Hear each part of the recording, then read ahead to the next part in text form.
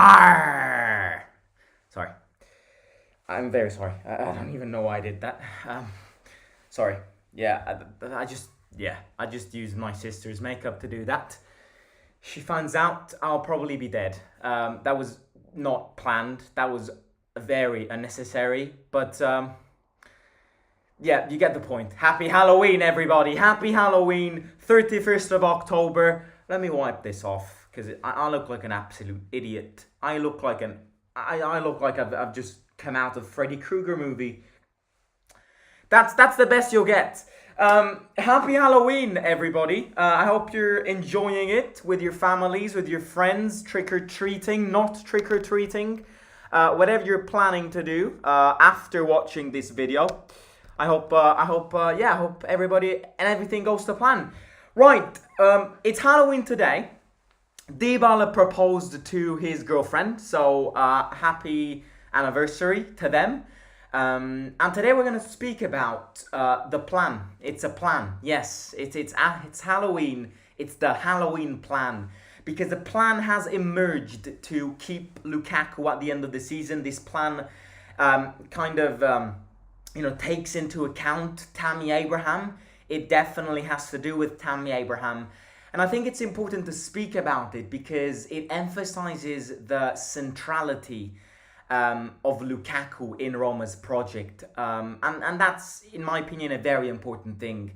So this is what we'll talk about today. We also have massive news on injuries because Renato Sanchez and Paulo Dybala himself are back training with the group today. So technically they're both available for Lecce. I'm not sure if Mourinho will risk them both against Lecce. But the most important thing is that they are both back for the derby, not this weekend, but the next one. Obviously, we are Roma, so for every player who comes back, a player gets injured. That's it. It's like a universal scale. Dybala, Renato Sanchez are back, Spinazzola's out, and Spinazzola is 99% gonna miss the derby because of a muscle injury. I don't know how we can continue going onwards like this. Onwards and outwards, they said. Well, I don't see how we go onwards and outwards from here. Because everybody gets injured. And every single player in this team, apart from Mancini, Rui Patricio and Cristante, and Romelu Lukaku, gets injuries or injury prone. And that's very, very bad if you are preparing a season. But with that being said, let's focus on the topic of today's video, which is Lukaku. A plan has emerged today in the rumors. Some very significant sources, still not your Di Marzios or your Fabrizio Romanos, but some very, very, very important sources, or basically talking about how Roma is preparing for the keeping Romelu Lukaku plan. And it's good that we're preparing for this because it's difficult, it's complicated. And the more we prepare this now and the more we outline a plan, the easier and the quicker it can be at the end of the season. Now, why am I saying this? I am saying this because Lukaku's scoring for fun. His records up to now, since he became a Roman player, are incredible. Out of all the games he played, he did not score in 2 of them. The Genoa game and the Inter game on Sunday, with all of the circumstances he was placed in. His numbers are incredible. He has become one of the most, if not the most important player in this team. He has revolutionized the way this team sees little mediocre games. Because from when Lukaku started playing, Roma only lost one small team against one small team, and that's Genoa. Other than that, Lukaku forces this team to get 4 points against the opponents that this team needs to get the 4 points from. And that's very big. Because if we can solve that problem and then improve on getting something from big games, that's the only way we get top 4. So Lukaku's changed the dynamics of this team. And he's scoring so many goals that, a lot of competition will grow around him this summer. So the plan needs to be clear. And Chelsea have set a price tag. They've actually set a release clause of around 44 million euros. I think it's around 38 million pounds. So Chelsea is effectively saying, you want Lukaku, you pay that, and you get Lukaku. And the problem here is, if the competition grows and if Lukaku keeps on, outruling these records, bigger teams who've got bigger and vaster amounts of money of us are going to trigger that clause before us. So we need a plan. And this plan definitely takes in consideration sacrifices. This plan is definitely a plan where, right, I am planning to get Lukaku, but I'm obviously can't spend 40 million, 44 million on it. So I have to place a player in this deal to make the negotiations easier and ultimately, make it more feasible for us. And this is where the argument brings. Tammy Abraham, apparently, according to these sources, will be inserted in this negotiation, in this deal. Roma is offering Tammy Abraham for Romelu Lukaku. I'm not sure if the values of Lukaku and Tammy are similar. If they are not similar, what I suggest is going to be the case is Tammy for Lukaku plus some money. And that's the only way out of this. If we want to keep him, first of all, I think to keep him, we definitely need Champions League football. But if we want to try and keep him, if we don't get Champions League football, because he is so important to our project, then the only way it happens is if we put Tammy in it. I love Tammy. I've said it many times, but I think Lukaku's better, and I think the stats show it. Yes, Tammy has had a very good first season and a very poor second season, so you kind of need a third season to judge him.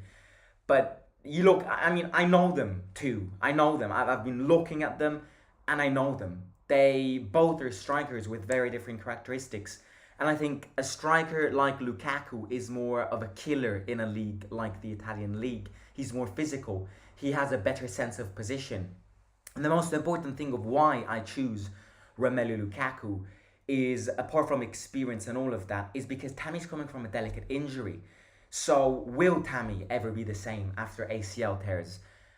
We, Roma, who have got a terrible past of injuries, we've had a lot of players in the past who underwent the same injury that Tammy has had, kept on playing for us, and we're never the same. Look at Florenzi, tore that ACL. Was he ever the same player he was before that? No, he wasn't. Look at Kevin Strootman.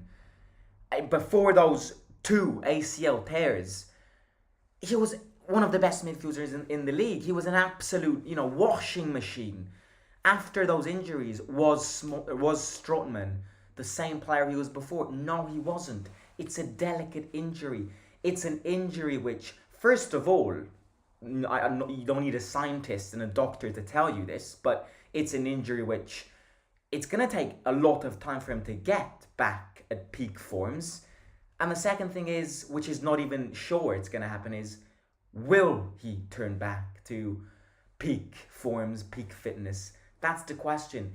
It's too much of a risk to keep Tammy Abraham after such an injury and after such a bad season as your main striker. And I think you look at the amount of struggles that this team is going through financially, the only way to keep Lukaku is by putting Tammy in it. Plus, Tammy himself, in my opinion, wants to get back to the Prem. He's a Chelsea boy at the end of the day. Chelsea is kind of his Roma. He loves Roma, obviously, and he's described many times how Roma has been the perfect intermediate step for him, but his ultimate goal is to go back in the Premier League and maybe play for his childhood club. So I don't think Tammy has in mind to stay here long term. I think this move to Roma was definitely a move which he himself acknowledged the importance of after bad seasons at Chelsea, but it was never a long-term thing. He's always called this an intermediate process. And then Lukaku, on the other hand, I think is a player who's very dependent on, the fans' behaviour around him. If the fans love him, Lukaku plays well, and he's a great striker out there. And I'm sure the competition will be very, very high at the end of the season if he continues like this. But yeah, if we continue with this passion that we show him, if he continues scoring goals for this team, maybe he himself can kind of change mind and want to stay. But where I want to bring this is, the fact that Roma's thinking this now, it definitely means that no matter what the future project is, no matter who the future manager will be, if it will be Jose or if it won't be Jose, Roma want to keep him. And not only Roma want to keep him, but Roma want to build a project around him. I think it's very important to keep a player. It's very important to keep a player under the caliber of Lukaku if you want to rebuild a project. And it's very important to try to keep him. And what I'm trying to say here is, both our manager and our general director, Thiago Pinto, have got contracts ending at the end of the season. And there could be various scenarios to this. Both of them can extend contracts. One of the two can extend contracts. Or both of them are going to leave and not respect their contract and not extend it. We have a lot of various different scenarios. I think what is very important is a change of project. I think there needs to be a change of project, because if yet again after season 3 we don't get Champions League football, it means that there's something about this project which got miscalculated. It means that our transfer windows in these past 3 seasons have been poor and haven't been studied. It means that the entire team was never placed in a position to be ready to get top 4. So if again we fail to qualify for Champions League football, there needs to be a change of project, because this project isn't working. Because financial fair play is being a pain in the ass, because we've signed too many injury-prone players. So rebuilding a new project and centralizing the project with a few individuals of this team is important to then add layers to it. But it needs to happen. It's something which we can't be here. Again, what I'm trying to say here is, and to emphasize the importance of this, how central Lukaku is in the wishful project of this ownership. In a hypothetical scenario, which looks likely that Mourinho will not extend his contract at the end of the season, we don't have time to start from scratch. There needs to be a change, but we also need to work on what the manager left. We don't have time to clear out, find an identity again, search in the transfer window. No, we don't have time for that. We need to get back competing to its very best levels. So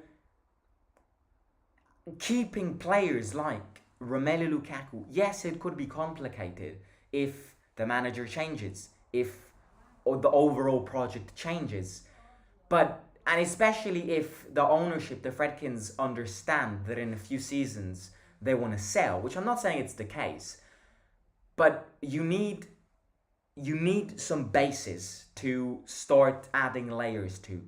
And players, decisive players, game changer players like Romelu Lukaku, yes, Dybala's injury prone, but again, it's about getting that fitness back.